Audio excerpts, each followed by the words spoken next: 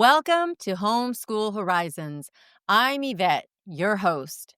In last week's Mother's Day episode, I mentioned how important it is to get out there and make some friends. In the homeschooling world, how do we do that? The main way that a lot of us do that is through homeschool park days, especially when our kids are little. But you can also join a co op, which is short for cooperatives or a learning pod. Co ops and learning pods are basically the same thing. The difference is that learning pods began when COVID hit and kids were at home. Public school parents who didn't know anything about homeschooling started getting together so that their kids could do their public schoolwork and still see each other. In my opinion, today a co op and a learning pod are pretty much the same thing. When my oldest son was in kindergarten, our charter offered a kindergarten class called Little Lions Club. The class was held at a church facility twice a week from 9 a.m. to 12 p.m. They actually held many different classes for all grade levels there. I was completely new to the homeschool world, and it was there that I learned what a homeschool campus was. A homeschool campus is any facility that your charter rents in order to run various academic and extracurricular classes. You can use your charter funds to pay for any of the classes offered. You can also pick and choose which class you would like to enroll your child in. They can attend one class or as many classes as you would like. You can drop off your kids or stay on campus and wait for them to get out of class. That's what I did when my son was enrolled there. The Little Lions Club was a drop-off, but that didn't mean I wasn't allowed to stay.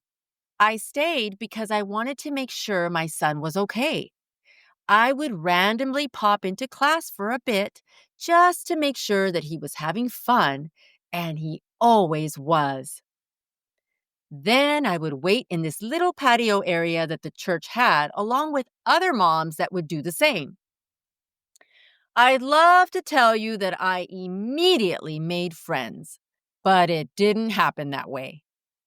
I'm an introvert, and I don't usually ever just start talking to people randomly. I would see other moms talking, and that was awkward to me because I didn't want to insert myself into their conversations. So I just kept to myself.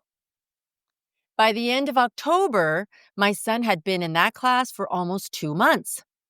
Halloween was approaching, and I got this idea of hosting a Halloween party for his class at my home. I thought it would be a really cute and easy way for me to be able to connect with the moms and for the kids to see each other outside of class. My son and I bought the invitations and he handed them out during his class time. I got no response from those invitations. So a couple of days before the party, I decided it just wasn't going to happen. And in my mind, it was canceled. But then one of the moms approached me and asked me if I was still having the Halloween party. I told her that I was probably canceling, and she said, "Oh no, my daughter was really looking forward to it, and so was I, because it would be the first Halloween party she's ever been to." Well, that just melted my heart. So I told her that in that case, the party was on. On the day of the party, she and her 2 daughters came, and another mom showed up with her 3 children. The party was a hit. After that, those 2 moms and I became friends, and we talked and got to know each other every week while our oldest kids were in class. When the school year was over, we didn't want to lose our friendship. So we talked about meeting at one of our homes once or twice a week for the kids to keep learning together. My 2 friends each volunteered to teach a class. We had heard about co-ops and wondered if that is what we were starting ourselves.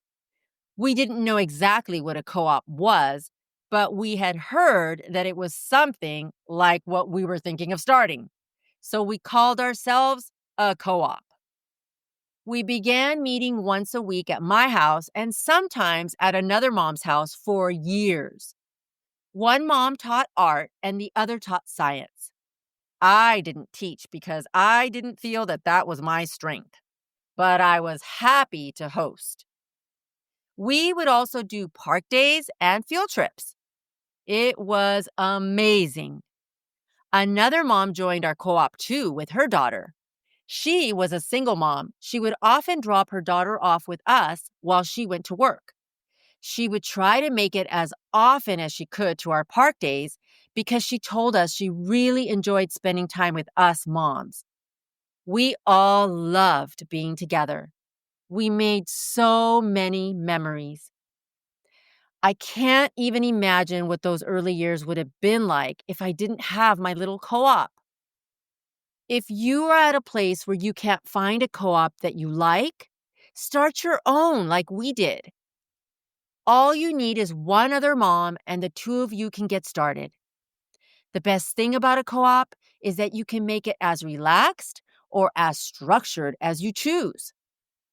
But if starting your own terrifies you, don't worry. You can find a co op through many different avenues. Many churches have them, and the great thing about those are that you just show up and you don't have to create it by yourself. Through your homeschool group pages on Facebook, if you just ask, people will tell you where to find a co op. You can also find one through your charter if you are with a charter.